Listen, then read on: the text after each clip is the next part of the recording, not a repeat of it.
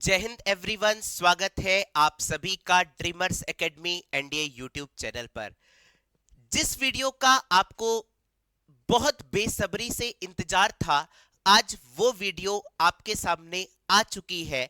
मैं शुभम श्रीवास्तव आप सभी के सामने डिस्कस करने वाला हूं फिजिक्स के 14 इंपॉर्टेंट चैप्टर से क्या क्या आपके इंपॉर्टेंट टॉपिक रहेंगे, आपके क्या क्या इंपॉर्टेंट टर्मिनोलॉजी रहेंगी, आपके इंपॉर्टेंट क्या क्या न्यूमेरिकल फ्रेम हो सकते हैं, कितने मार्क्स का 3 मार्क्स में आएगा, 5 मार्क्स में आएगा। ये सारी कहानी मैं इस वीडियो के अंत तक आप सभी के साथ डिस्कस करूंगा। आपको पता है कि अगर आप लास्ट मोमेंट पर आप यहां पर प्रेजेंट है, अगर आप चाहे आप बैक बेंचर्स रहे हो, चाहे आप टॉपर हो अपने क्लास के, बट अगर आप ये चाहते हैं कि लास्ट मोमेंट पर हमें किस तरीके से चीजों को डील करना है, हमें किस तरीके से चीजों को पढ़ना है, तो ये वीडियो आप सभी के लिए बहुत ज्यादा इंपॉर्टेंट होने वाली है। आपके अंदर बस मुझे एक जोश, जुनून, जिद, पागलपन चाहिए। अगर आपके अंदर जिद है, आपके अंदर जोश है, आपके अंदर जुनून है, तो मैं आपको यह कह सकता हूं कि आपको कोई भी 60 प्लस मार्क्स लाने से रोक नहीं सकता है आउट ऑफ 70। अब भाई, जितने भी लोग हैं लास्ट मोमेंट पर आते हैं तो काय भटकते रहते हैं कि भाई हमें क्या पढ़ना चाहिए, किस तरीके से चीजों को पढ़ना चाहिए। वो सभी बातें मैं आप सभी के सामने डिस्कस करूंगा। यूं कहते हैं, यूं ही नहीं मिलती मंजिल राही को, जुनून सा मन में जगाना पड़ता है।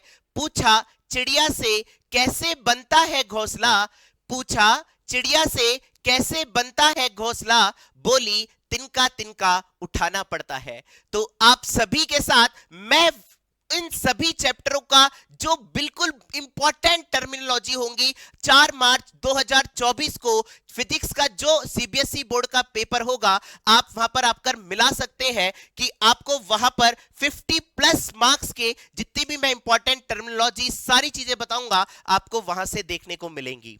क्लियर? तो बिना किसी टाइम वेस्ट करे हुए स्टार्ट करते हैं कि आपके सामने भाई सफलता हर कोई पाना चाहता है। ऐसा कोई व्यक्ति नहीं होगा जिसको सफलता नहीं चाहिए, चाहे वो किसी भी सेक्टर में काम करता हो, चाहे वो एक शिक्षा के संस्थान में काम करता हो, चाहे वो किसी बिजनेस में काम करता हो, चाहे वो व्यक्ति कहीं पर भी एक छोटा सा भी काम करता होगा, तो सफलता के लिए आपको बस इतना याद रखना है, आपको उसके लिए जोश चाहिए, जुनून चाहिए, जिद चाहिए, पागलपन चाहिए। मैं क्वेश्चन नंबर जो चैप्टर नंबर 1 जो होगा आपका electric field and electric charge, मैं आपके सामने वो सारे इंपॉर्टेंट टर्म आपके सामने डिस्कस करने वाला हूं। तो सभी लोग मेरे साथ पेन कॉपी निकालकर बैठ जाइए। जो भी मैं आपको लिखवा रहा हूं, प्लीज आप उनको एक बार मगअप करके, एक बार रिमाइंड करके जरूर जाएंगे, ये आपका मुझसे वादा है। चलिए स्टार्ट करते हैं कि पहला चैप्टर है electric charge and electric field.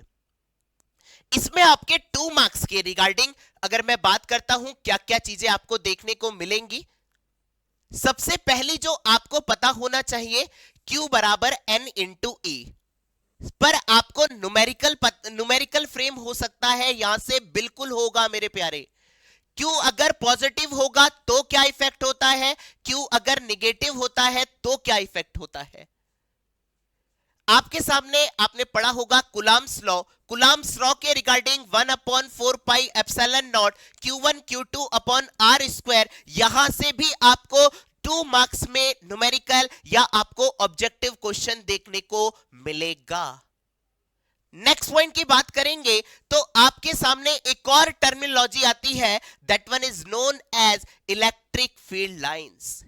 Electric field lines की क्या क्या प्रॉपर्टीज हो सकती हैं, कहां से ओरिजिनेट होती है, कहां पर एंड होती है, ये सारी कहानी आपको पता होनी चाहिए। इसका फॉर्मूला भी आपको पता होना चाहिए। क्लियर? अगला पॉइंट, अगर मैं यहीं पर 3 मार्क्स के रिगार्डिंग की बात करूंगा, जो 3 मार्क्स में आपको देखने को मिलेगा बच्चे, यहां से एक तो torque in a dipole, torque जो होता है पीई साइन थीटा, भैया इस पर न्यूमेरिकल करके जाना है। दूसरा पॉइंट, स्टेबल और अनस्टेबल इक्विलिब्रियम की कंडीशन पूछ सकता है मेरे प्यारे, है ना। आपसे कहेगा कि भैया u बराबर minus PE sine PE cos theta, या आप कह सकते हैं u बराबर पीई कॉस थीटा 1 माइनस का कॉस थीटा 2। यहां से भी आपको न्यूमेरिकल या आपको थ्योरी बेस्ड क्वेश्चन देखने को मिलेगा, जो आपका स्टेबल और अनस्टेबल इक्विलिब्रियम वाला होता है। ये आप जिस भी बुक से पढ़ रहे होंगे वहां पर टिक कर लीजिएगा।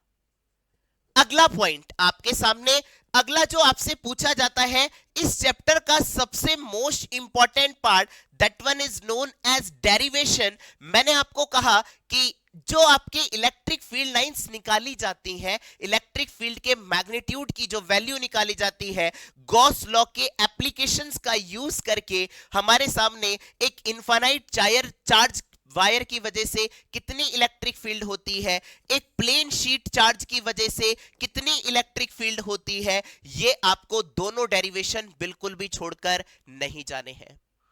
अगला जो 5 मार्क्स का जो न्यूमेरिकल देखने को मिलेगा आपको, बहुत ध्यान से सुनिएगा मेरे प्यारे।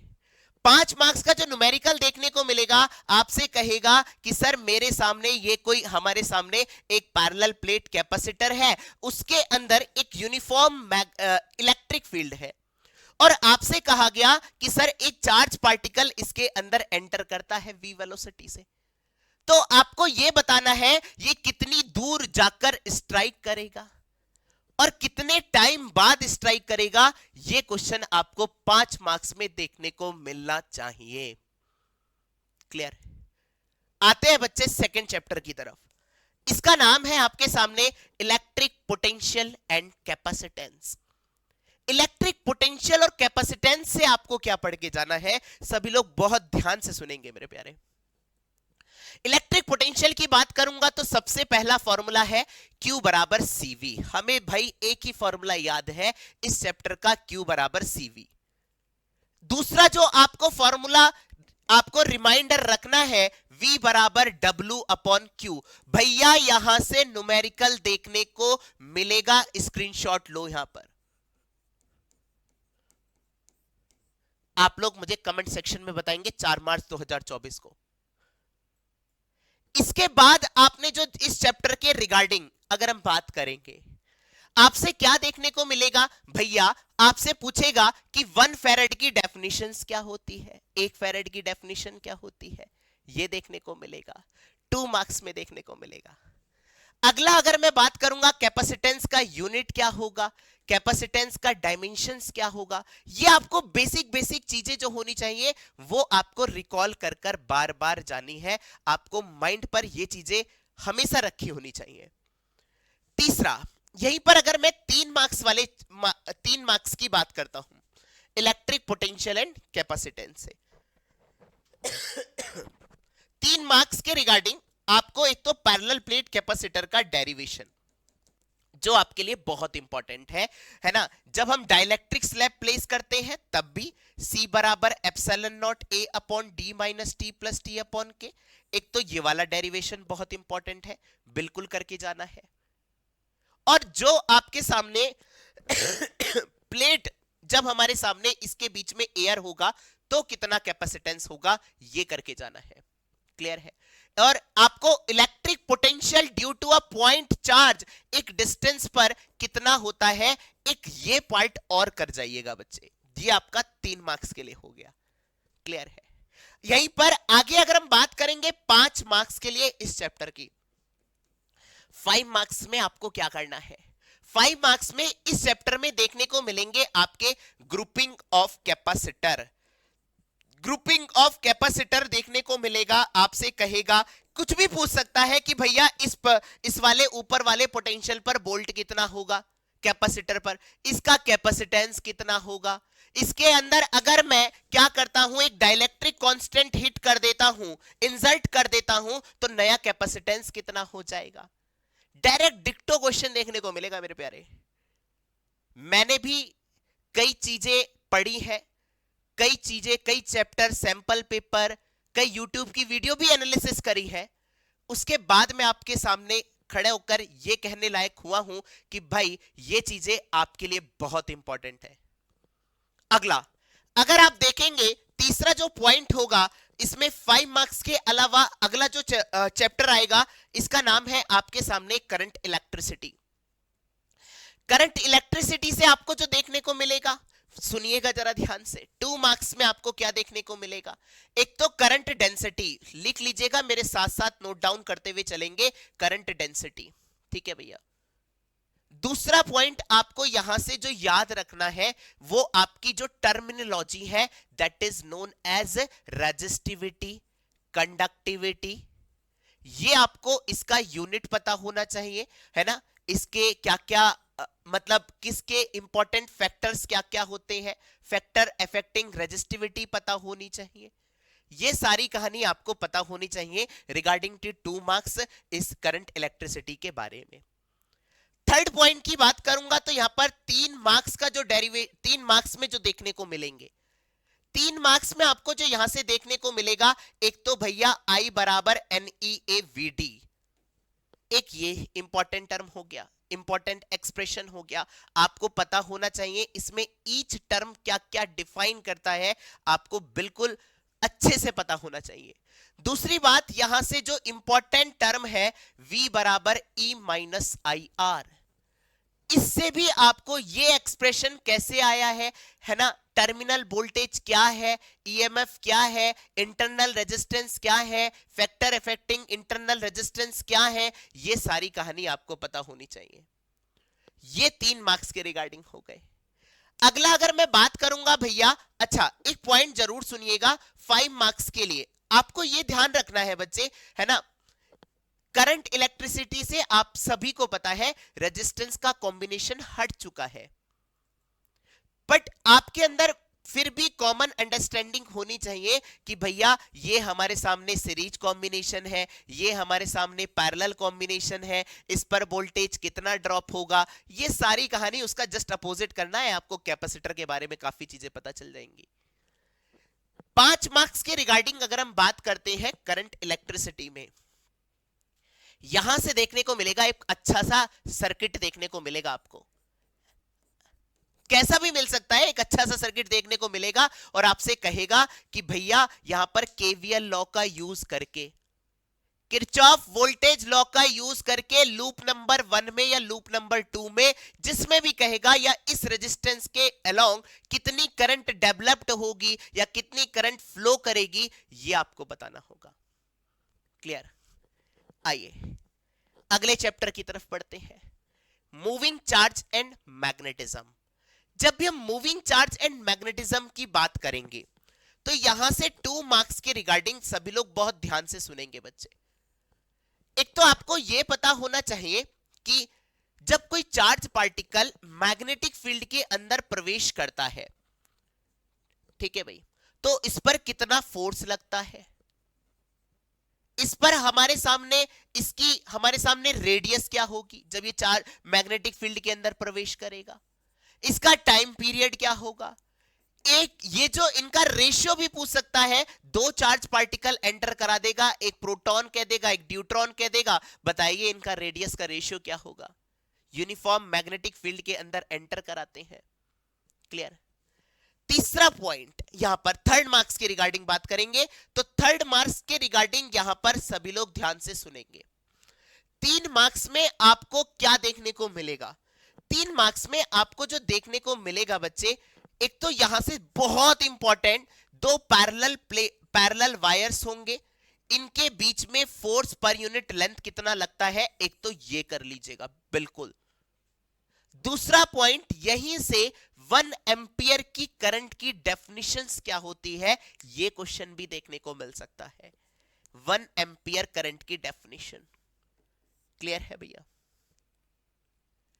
अगला अगर मैं 3 मार्क्स की बात करूंगा तो उस पर टॉर्क कितना डेवलप होता है मैग्नेटिक फील्ड के अंदर अगर हम कॉइल को प्लेस करते हैं, तो ये भी आपको फॉर्मूला पता होना चाहिए, टाउ बराबर mb sin थीटा। बोलो बात क्लियर है? अगला पॉइंट बात करेंगे नेक्स्ट पॉइंट की, अगर हम बात करते हैं बच्चे 5 मार्क्स के रिगार्डिंग, 5 मार्क्स में यहां से क्या देखने को मिलेगा? 5 मार्क्स में आपको देखने को मिलेगा यहां से conversion of galvanometer to ammeter, कहेगा कैसे कनेक्ट करते हैं।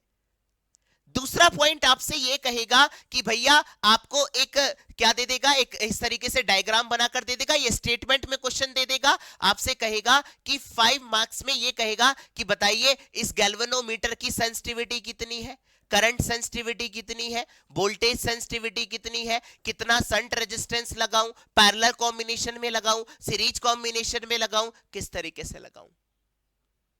ये क्वेश्चन आपको देखने को मिलेंगे। इस चैप्टर के रिगार्डिंग मैंने यहां पर बहुत ही कम चीजें यहां पर आपको बताने की कोशिश करी है, बट आपके सामने एफिशिएंसी कितनी ज्यादा होगी आप ये देखिएगा। अगला पॉइंट, नेक्स्ट पॉइंट है आपके सामने चैप्टर नंबर 5। चैप्टर नंबर 5 की जब आपको बात करनी है तो ध्यान से सुनेंगे बच्चे। चैप्टर नंबर 5 में, चैप्टर नंबर 5 में आपको क्या करना है, सभी लोग ध्यान से सुनेंगे बच्चे।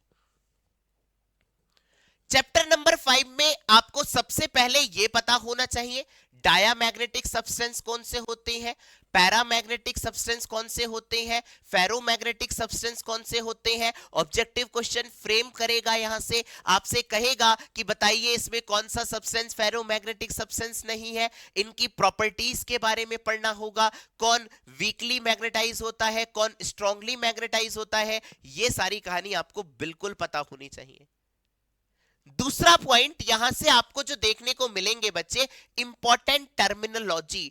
भैया अगर आपको टर्म्स का फिजिकल सिग्निफिकेंस पता है तो आप उससे न्यूमेरिकल भी बनाएंगे, आप उससे थ्योरी भी लिख देंगे, आप उससे कैसे भी मार्क्स का अगर आपसे पूछता है किसी भी कुछ तरीके से क्वेश्चन फ्रेम करेगा तो आप क्वेश्चन को डेफिनेटली अटेम्प्ट कर पाएंगे। अब यहां पर इंपॉर्टेंट टर्म की अगर मैं बात करता हूं, आपने सुना होगा इसमें परमेबिलिटी क्या होती है ना, आपने सुना होगा ससेप्टिबिलिटी क्या होती है, और आपसे क्या पूछेगा भैया पोल स्ट्रेंथ क्या होती है, और यहां से सबसे ज्यादा जो इंपॉर्टेंट है उसका नाम है मैग्नेटिक मोमेंट। मैग्नेटिक मोमेंट भी आपको बहुत अच्छे से पढ़कर जाना है मेरे प्यारे। उसका फॉर्मूला क्या होता है, M बराबर NIA, 2-2-3-3 न्यूमेरिकल की बस प्रैक्टिस करके जानी है। अगर कोई इलेक्ट्रॉन सर्कुलर पाथ पर रिवॉल्व कर रहा है तो कितना मैग्नेटिक मोमेंट होगा, EVR/2, ये आपको पढ़ना है। क्लियर है? अगले पार्ट की तरफ चलते हैं, चैप्टर नंबर 6 की तरफ। चैप्टर नंबर 6 है आपके सामने इलेक्ट्रोमैग्नेटिक इंडक्शन, EMI से भैया अर्थ मैग्नेटिज्म वाला पार्ट नहीं है मेरे प्यारे, पढ़ के नहीं जाना है। अगला इलेक्ट्रोमैग्नेटिक इंडक्शन में भैया सबसे पहली बात तो यह पता होनी चाहिए कि भैया पढ़ना क्या है, पढ़ना किस तरीके से है, क्या क्या इंपॉर्टेंट टर्म है, क्या क्या चीजें आपके लिए लास्ट मोमेंट पर क्या क्या चीजें आपको याद रखनी है, ये आपको पढ़ना है। इलेक्ट्रोमैग्नेटिक इंडक्शन में 2 मार्क्स की बात करेंगे तो सबसे पहले आपको पता होना चाहिए लेंज लॉ क्या होता है भैया। ठीक है, इसमें एक पीछे वाला जो चैप्टर था उसमें एम्पियर सर्किटल लॉ आया है बच्चे, एम्पियर सर्किटल लॉ। ठीक है भैया, अगला लेंज लॉ के रिगार्डिंग यहां से आपको न्यूमेरिकल देखने को मिलेगा, लिखो लेंज के regarding induced EMF, induce current या आपसे चेंज इन फ्लक्स, ये सभी आपसे इस फॉर्मूले से आपका क्वेश्चन हो जाएगा। जब आप क्वेश्चन पेपर देकर आएंगे तब यहां पर देखिएगा क्या आपने यही फॉर्मूला अप्लाई करा था। आपके सामने यहां पर एक और टर्म फाई बराबर BA cos theta, magnetic flux के बारे में पता होना चाहिए। ठीक है भैया, और इस चैप्टर से आपको जो देखने को मिलेगा इलेक्ट्रोमैग्नेटिक इंडक्शन से जो 3 मार्क्स का न्यूमेरिकल जो देखने को मिलेगा, सॉरी डेरिवेशन जो देखने को मिलेगा, वो मिलेगा आपको रोटेशनल ईएमएफ और ट्रांसलेशनल ईएमएफ का, E बराबर VBL। यहां से भैया एक तो आपको एक्सप्रेशन, अगर एक्सप्रेशन नहीं पूछा गया तो आपसे न्यूमेरिकल फ्रेम करेगा। न्यूमेरिकल भी बता रहा हूं कौन सा फ्रेम करेगा, न्यूमेरिकल फ्रेम करेगा कि भैया हमारे सामने एंगल ऑफ डिप इतना दे रखा है और हमारे सामने horizontal component of magnetic field इतनी है, तो vertical component of magnetic field यहां पर रखनी होगी। समझ में आई बात?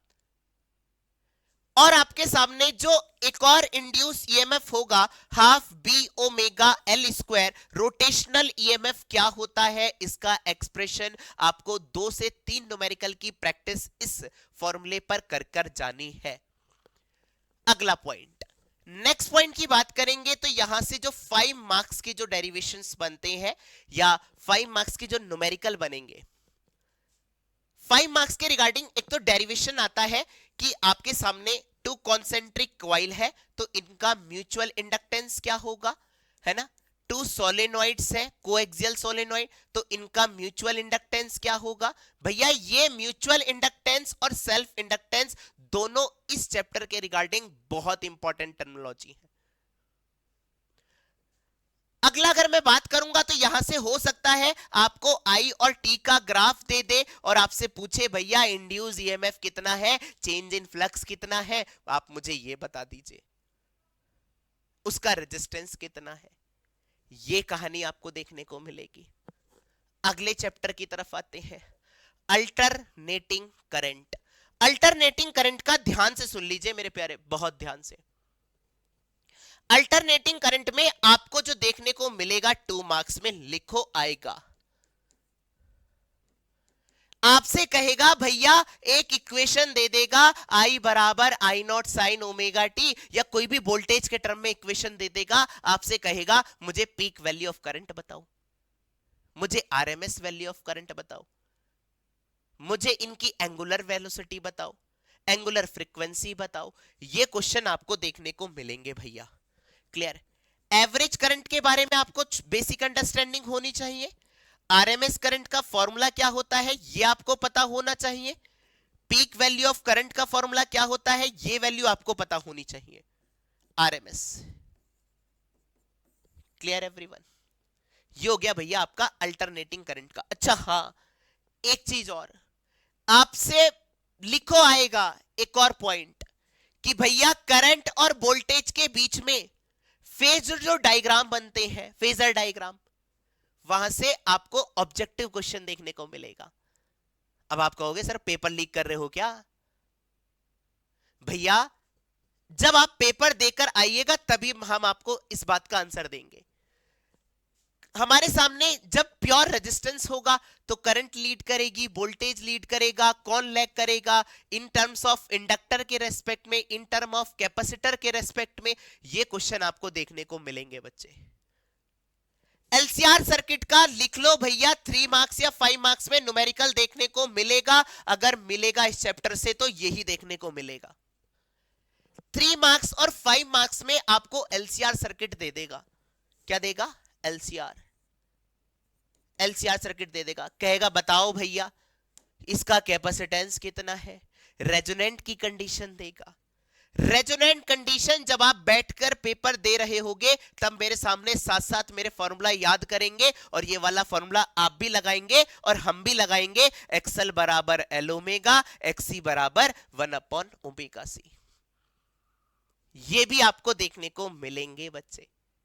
यहां से एक इंपॉर्टेंट टर्म्स जो आती है जो 3 मार्क्स में देखने को मिल सकती है, क्योंकि अभी रिसेंटली एग्जाम में ट्रांसफॉर्मर बेस्ड क्वेश्चन नहीं फ्रेम हुआ है।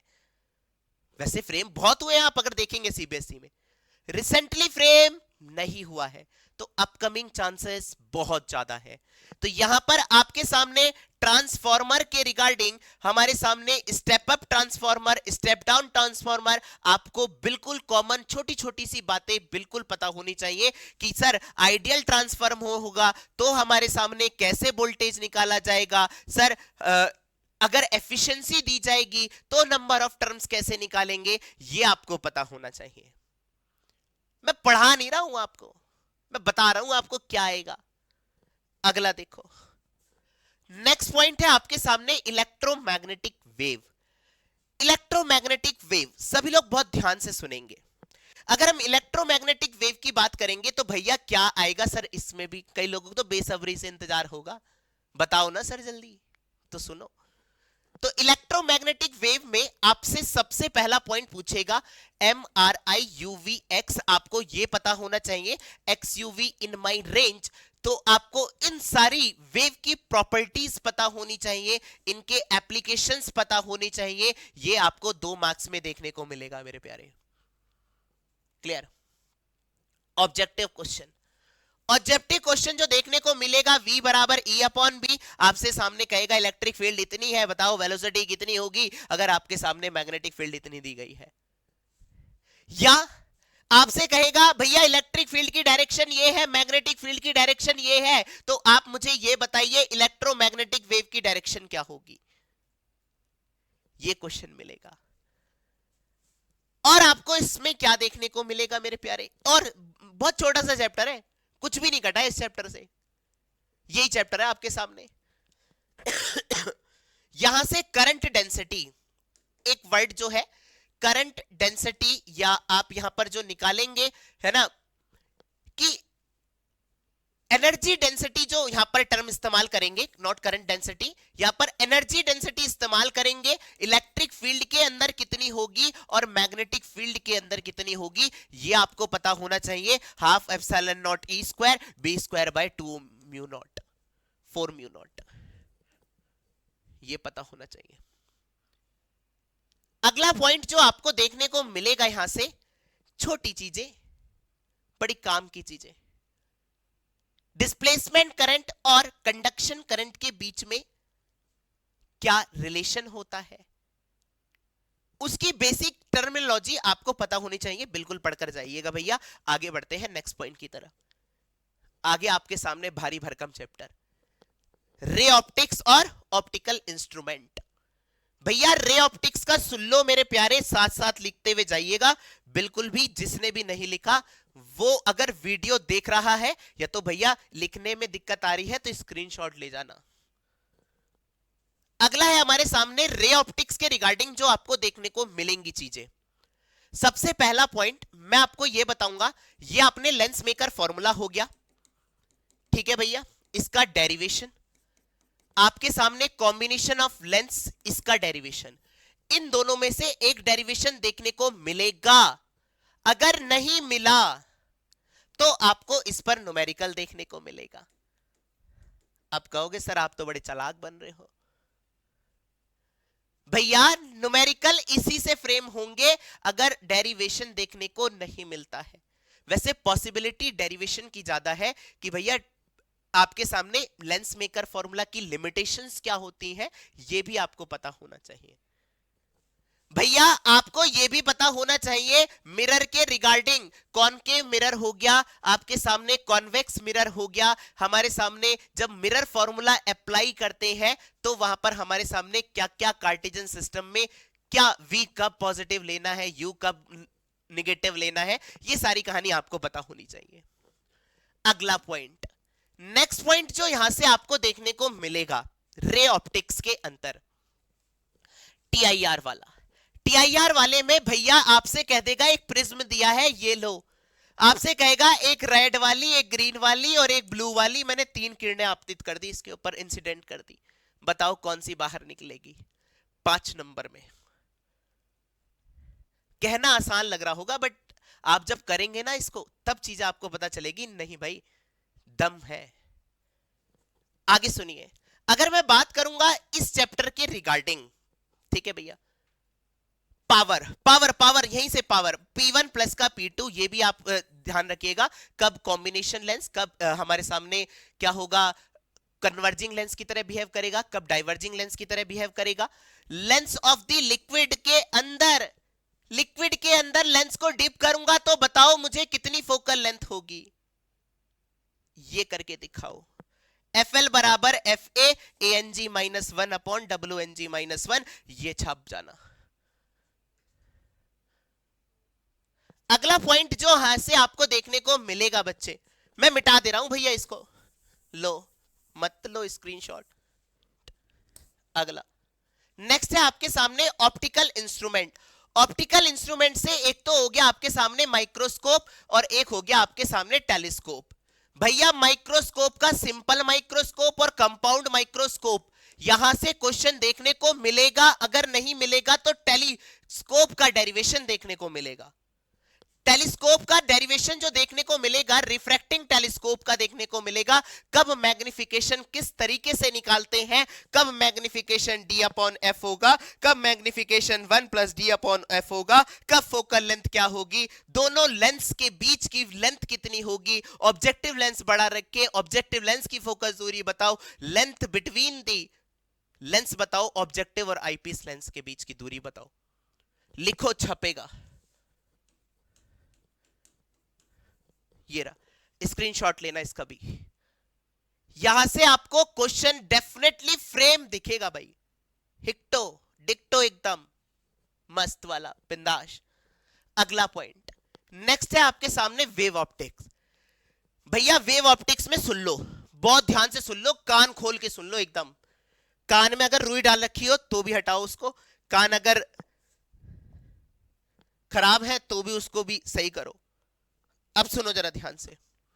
वेव ऑप्टिक्स में आपको जो देखने को मिलेगा, रिफ्लेक्शन और रिफ्रैक्शन फिनोमिना का proof with the help of क्या, with the help of Huygens law. लिखो मेरे प्यारे, ये भी आपको देखने को मिलना चाहिए। लाइन लगी हुई है सीबीएसई की इनके आगे कि ये आया है, ये आया है, ये आया है, इतने सेट बने हैं, ये क्वेश्चन इसमें आया, ये क्वेश्चन इसमें आया। अगला पॉइंट वेव ऑप्टिक्स के रिगार्डिंग अगली जो इंपॉर्टेंट है उसका नाम है बच्चे इंटरफेरेंस। सबसे पहले इंटरफेरेंस की आपको लिमिटेशन या कंडीशंस पता होनी चाहिए कि इंटरफेरेंस फिनोमिना कब बनता है। दूसरा पॉइंट आपसे पूछेगा कि सर हमारे सामने फेज डिफरेंस दे रखा है, आपको यह बताना है कि सर हमारे सामने इंटेंसिटी का मान कितना होगा, यह बताना होगा। न्यूमेरिकल 3 मार्क्स का न्यूमेरिकल वेव ऑप्टिक्स से। अगला जो पार्ट है, नेक्स्ट पार्ट जो है उसका नाम है आपके सामने डिफ्रैक्शन। देखो डिफ्रैक्शन फिनोमिना आपका नो डाउट हट चुका है, बट मैं आपको यही सजेस्ट करूंगा, आप इसको लिटिल बिट आपको डेफिनेशंस आपको पता होनी चाहिए, एक दो न्यूमेरिकल लगाकर जाने हैं कि सर फर्स्ट मिनिमा कब बनता है हमारे सामने, है ना। जैसे आप इंटरफेरेंस वाले न्यूमेरिकल करेंगे तभी आपके हाथ के हाथ वही कर लीजिएगा। तो यहां से आपको जो देखने को मिलेगा कि भैया फ्रिंज की विड्थ वाईडीएसई का कोई भी डेरिवेशन नहीं करके जाएगा भैया, है ना, डेरिवेशन किसी को नहीं करना है इसका वाईडीएसई का। आपसे कहेगा बताओ कि फ्रिंज की विड्थ कितनी होगी, लिख लो, लिखो लिखो लिखो लिखो मेरे साथ साथ लिखो कि सर फ्रिंज की विड्थ कितनी होगी। ये पूछेगा कि sir distance of the first maxima कहां होगा, separation between the two fringe दे देगा, थर्ड मिनिमा सेकंड मैक्सिमा, उन दोनों के बीच की डिस्टेंस पूछेगा। आपको बिल्कुल आसानी से बार बार करके जाने हैं, जो सीबीएसई के आगे बार बार रिपीटिंग हुए हैं 2 से 3 बार प्रैक्टिस करनी है बस, आपको कोई 50+ मार्क्स से रोक नहीं सकता। अगला पॉइंट, आई थिंक इतनी चीजें ही हैं वेव ऑप्टिक्स में, है ना। Dual nature radiation and matter, यहां से मॉडर्न फिजिक्स स्टार्ट। तो इसमें जो आपको करना है बच्चे, डुअल नेचर में सबसे पहला पॉइंट आपको यह पता होनी चाहिए, बहुत इंपॉर्टेंट, एच न्यू बराबर एच न्यू नॉट प्लस का kinetic energy, Einstein photo electric equation. इसमें आपको बिल्कुल पता होना चाहिए वर्क फंक्शन कैसे निकालते हैं, मैक्सिमम काइनेटिक एनर्जी कैसे निकालते हैं, करस्पॉन्डिंग वेवलेंथ कैसे निकालते हैं, करस्पॉन्डिंग फ्रीक्वेंसी कैसे निकालते हैं किसी भी लाइट रे की जो इंसिडेंट करी जा रही है मेटल के सरफेस पर। आपसे एक और इंपॉर्टेंट टर्म भैया एक और इंपॉर्टेंट टर्म, इंटेंसिटी और फ्रीक्वेंसी के बीच का डायग्राम। कहेगा कौन सा डायग्राम सही है, ऑब्जेक्टिव क्वेश्चन दे देगा आपसे। अगला पॉइंट आपसे जो इसमें देखने को मिलेगा, dual nature and radiation and matter में अगला जो आपको देखने को मिलेगा भैया, वो आपको देखने को मिलेगा, एक तो इसमें आपके सामने दी ब्रॉगली वेवलेंथ, लिख लो भैया, डी ब्रॉगली वेवलेंस से आपसे कहेगा कि लैम्डा बराबर होता है h अपॉन एम बी, ये तो हमको भी पता है सर। तो हमारे सामने 2m QV के बराबर या 2m काइनेटिक एनर्जी के बराबर दो चार्ज पार्टिकल दे देगा, उनकी डी ब्रॉगली वेवलेंथ का रेशियो पूछेगा। तो ये आपको बिल्कुल अच्छे से इस पर 2 से 3 न्यूमेरिकल की प्रैक्टिस बिल्कुल करके जानी है बच्चे। अगला बहुत इंपॉर्टेंट, मोस्ट इंपॉर्टेंट, जितना इंपॉर्टेंट कहूं भैया उतना कम है। यहां से आपको जो क्वेश्चन देखने को मिलेगा 3 मार्क्स में, या आपको यहां से केस स्टडी में भी ये क्वेश्चन देखने को मिल सकता है। ठीक है, क्या देखने को मिलेगा यहां से? स्टॉपिंग पोटेंशियल का एंड फोटो करंट का। भैया सबसे important terminology regarding to this chapter, photo current और स्टॉपिंग पोटेंशियल, इन दोनों से आपको चीजें देखने को मिलनी चाहिए। अगर नहीं मिलेगी तो हमारे पास आ जाइएगा। पोटेंशियल एंड करंट के बीच में ग्राफ, फोटो पोटेंशियल एनोड का, कब स्टॉपिंग पोटेंशियल पर मैक्सिमम काइनेटिक एनर्जी कितनी रहती है, ये आपको देखने को मिलेगा। अगला पॉइंट, नेक्स्ट जो आपके सामने चैप्टर नंबर 12, आपको बेसिक अंडरस्टैंडिंग होनी चाहिए भैया। एटम क्या होता है? सभी का केमिस्ट्री बहुत प्यारा सब्जेक्ट है। एटम जो होता है हमारे सामने, एटम के रिगार्डिंग कि आपको कौन कौन से साइंटिस्ट आए थे? डाल्टन आए थे, रदरफोर्ड आए थे, सर जॉन जे थॉमसन आए थे, डी ब्रॉगली आए थे। उन्होंने अपने क्या क्या स्टेटमेंट दिए थे, इनके ड्रॉबैक्स क्या थे। सबसे इंपॉर्टेंट है इसमें रदरफोर्ड का एक्सपेरिमेंट कि सर हमारे सामने कि कब हमारे सामने लाइट रे कैसी जाएंगी, इससे अगर मैं अल्फा पार्टिकल स्ट्राइक कराऊंगा तो कैसा होगा, ये कहानी आपको देखने को मिलेगी एटम वाले चैप्टर से। अब बात करें इंपॉर्टेंट वाली, और इंपॉर्टेंट, लगा दो लाइक।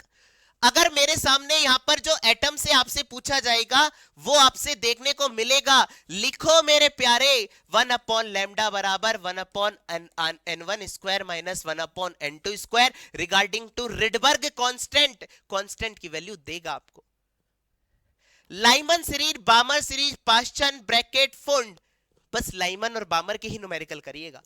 लाइमन और बामर का न्यूमेरिकल देखने को मिलेगा, लिखो भाई, मिलेगा, छपेगा, फिर लिखो, छपेगा। जो आपको यहां से क्वेश्चन देखने को मिलेगा, आपसे कहेगा कि भैया हमारे सामने बामर सीरीज की शॉर्टेस्ट वेवलेंथ बता दो। मेरे को तो याद है, मैं तो लिख सकता हूं, है ना। शॉर्टेस्ट वेवलेंथ बता दो, मुझे मैक्सिमम वेवलेंथ बता दो। लो, ये ऑब्जेक्टिव क्वेश्चन नहीं, ये आपको 3 मार्क्स में कम से कम देखने को मिलेगा। तो यहां से आपके सामने एटम के रिगार्डिंग ये वाला बहुत इंपॉर्टेंट है। ठीक है भैया, अगला जो आपको देखने को मिलेगा यहां से एनर्जी। एनर्जी का एक न्यूमेरिकल आपको ऑब्जेक्टिव क्वेश्चन में देखने को मिल सकता है। आपसे कहेगा कि भैया, है ना, कि इस nth ऑर्बिट के अंदर इलेक्ट्रॉन रिवॉल्व कर रहा है, तो बताइए कितनी एनर्जी होगी उसके अंदर, है ना। nth ऑर्बिट के अंदर हमारे सामने रिवॉल्व कर रहा है, तो उसकी रेडियस क्या होगी? Rn is directly proportional to n square, V is directly proportional to 1 upon n। ये क्वेश्चन देखने को मिलेगा, आपसे कहेगा कि 1 से 3 पर जा रहा है, बताओ इसमें रेडियस इतनी है, तो तीसरे वाले में रेडियस कितनी होगी? बिल्कुल मिलेगा। अगला क्वेश्चन, अगला पार्ट, इस चैप्टर के रिगार्डिंग मैंने आपको काफी चीजें बिल्कुल जो डिक्टो छपने वाली है ना, वो आपको बता दिया मैंने। अगला न्यूक्लियाई, इस चैप्टर के रिगार्डिंग न्यूक्लियाई में आपको क्या करना है बच्चे? न्यूक्लियाई में आपको जो देखने को मिलेगा, सबसे पहले आपको न्यूक्लियस के साइज के बारे में पता होना चाहिए। न्यूक्लियस की डेंसिटी जो होती है, इसका मास नंबर के साथ क्या इफेक्ट होता है, क्या इस पर इंडिपेंडेंट होती है, ये आपको देखने को मिलेगा मेरे प्यारे। यहां से क्वेश्चन देखने को मिलेगा, 2 रेडियस का 2 एटॉमिक मास दे देगा, उनकी रेडियस का रेशियो पूछ लेगा, ये देखने को मिलेगा न्यूक्लियाई वाले चैप्टर से। अगला जो इंपॉर्टेंट टर्म है यहां से आइसोटोप, आइसोबार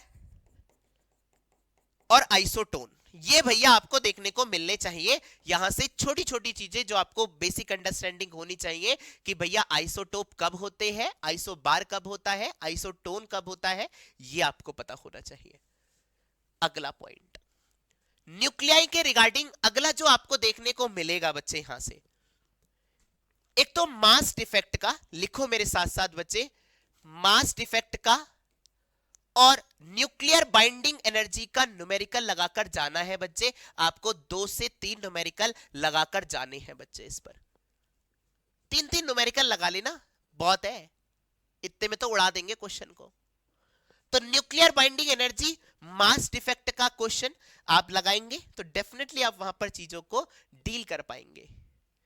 अगर आप सोच रहे हो कि हम बिना लगाए वहां पर कर लेंगे, आपके अंदर अंडरस्टैंडिंग भी होगी, तब फिर भी आप हो सकता है वहां पर चीजें ना कर पाए, क्योंकि उस टाइम आपको प्रेशर होता है, बहुत सारी चीजें होती हैं जो आपका साथ नहीं दे पाएंगी। अगला पार्ट न्यूक्लियाई के रिगार्डिंग मैंने आपको यह बताया है, ठीक है।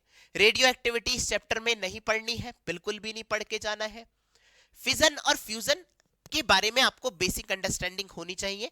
इसकी हमारे सामने इक्वेशन क्या होती है भैया, कब फिजन होता है, कब फ्यूजन होता है ना, इस कौन सी किस पर बेस्ड होता है, एटम बम किस पर बेस्ड होता है, हाइड्रोजन बम किस पर बेस्ड होता है, ये सारी कहानी आपको पता होनी चाहिए। आइए अंतिम पड़ाव, चैप्टर नंबर 14 इलेक्ट्रॉनिक डिवाइस, और इसका नाम है सेमीकंडक्टर। सेमीकंडक्टर आप सभी लोग कहते हैं और मैं भी कहूंगा कि भैया ये आपका चैप्टर बहुत स्कोरिंग चैप्टर है, बहुत छोटे से एफर्ट्स के साथ आपकी एफिशिएंसी हाई कर देता है। इसमें क्या है भैया, हमें क्या करना पड़ेगा, एफिशिएंसी बराबर आउटपुट अपॉन इनपुट। भैया इनपुट कम देना पड़ेगा तो ऑब्वियस सी बात है एफिशिएंसी तो ज्यादा हो जाएगी ना। अब मैंने कहा कि सर हमारे सामने सेमीकंडक्टर वाला जो पार्ट है आपको, इसमें आपको क्या करना है, सबसे पहले पी टाइप और एन टाइप सेमीकंडक्टर में मेजॉरिटी चार्ज कैरियर क्या होते हैं, माइनॉरिटी चार्ज कैरियर क्या होते हैं, यहां से ऑब्जेक्टिव क्वेश्चन देखने को मिलेगा। होल का कंसंट्रेशन कब ज्यादा रहेगा, है ना, इलेक्ट्रॉन का कंसंट्रेशन इसी बार आया था और पहले भी बताया था Ne इंटू NH। इस पर न्यूमेरिकल देखने को मिलेगा। यहां से न्यूमेरिकल एक ही 2 फ्रेम होते हैं, वो भी इसी से आ जाते हैं। अगला पॉइंट, नेक्स्ट पॉइंट जो होगा PN junction diode. PN junction diode आपको दोनों कंडीशन पता होनी चाहिए इसकी, फॉरवर्ड बायस वाली भी और रिवर्स बायस वाली भी। कब डेप्लीशन लेयर जो होती है इसकी विड्थ इंक्रीज करती है, कब डेप्लीशन लेयर इसकी विड्थ डिक्रीज करती है ना, ये सारी कहानी आपको पता होनी चाहिए। और इसके रिगार्डिंग आपको इसका VIA कैरेक्टरिस्टिक्स वाला ग्राफ भी पता होना चाहिए। VI कैरेक्टरिस्टिक्स, ये आपको डायग्राम बिल्कुल एकदम आसानी से क्लियर होना चाहिए भैया। ये वाला डायग्राम वोल्टेज और करंट के बीच में जो बनाया जाएगा। अगला लिखो, यहां से ये भी क्वेश्चन देखने को छपेगा, PN junction as a half wave rectifier और फुल वेव रेक्टिफायर। इनमें से अगर क्वेश्चन देखने को मिलना चाहिए तो हाफ वेव रेक्टिफायर और फुल वेव रेक्टिफायर से आपको एक क्वेश्चन देखने को मिलना चाहिए भैया 3 नंबर में, ठीक है। इसके बाद जो कहानी रह जाती है छोटी मोटी जो आपको इसमें पढ़नी है ना, एप्लीकेशन जो होते हैं, है ना, आपको कुछ टर्म पता होनी चाहिए। फोटो डायोड के बारे में आपको पता होना चाहिए, है ना, एलईडी के बारे में आपको, फ्लोरोसेंट के बारे में पता होना चाहिए। इसके बारे में आपको इतनी ही छोटी छोटी चीजें अंडरस्टैंडिंग रहेंगी तो डेफिनेटली आप क्वेश्चन को अच्छे से अटेम्प्ट कर पाएंगे। ये कहानी जो मैंने आपको रिगार्डिंग टू 14 चैप्टर बताई है,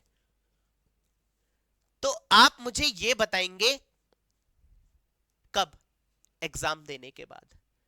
बाकी अभी भी आप काफी चीजें, कई जो स्टूडेंट्स होंगे वो समझ चुके होंगे कि हाँ किस तरीके से हमने चीजों को आप तक पहुंचाई है। ये सारी चीजें बहुत इंपॉर्टेंट है, बहुत इंपॉर्टेंट है। तो आपको ये वीडियो कैसी लगी आप मुझे कमेंट सेक्शन में ये बताइएगा। कैसी चीजें, कैसा फील करा आपने इस वीडियो को देखने के बाद, ये बताइएगा। मोटिवेशनल, भैया मोटिवेशनल तो सेल्फ ही मोटिवेशन है, मोटिवेशन क्या देंगे हम तुम्हें, एक दो दिन का मोटिवेशन खाली। अपना मोटिवेशन तब तक बरकरार रखना है जब तक आपका एग्जाम ना हो जाए। क्लियर? चलिए फिर विदा लेते हैं आपसे। जय हिंद एवरीवन।